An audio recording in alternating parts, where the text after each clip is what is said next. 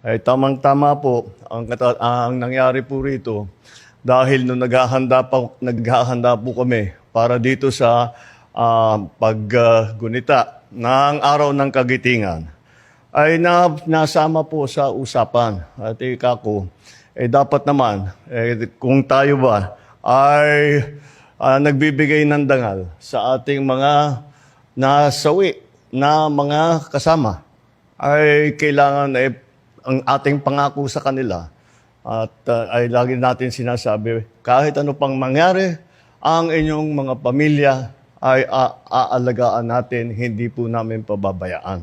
Sabi nila sa akin, masyado kasi mahaba ang proseso, mahaba ang komplikado, mga documentary requirements at kung ano-ano.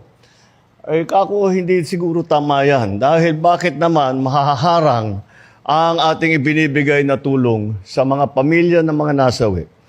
Bakit mahaharang? Dahil masyadong hinihingi na dokumento. Maraming masyadong proseso. Ang punot dulo ay nagiging matagal na.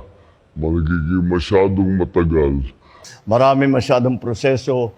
Ang punot dulo ay nagiging matagal na. Magiging masyadong matagal ang pagbigay ng mga benepisyo na ito. Kaya ang aming ginawa ay sabi ko, kami na. Tayo na ang magbuo ng mga dokumento.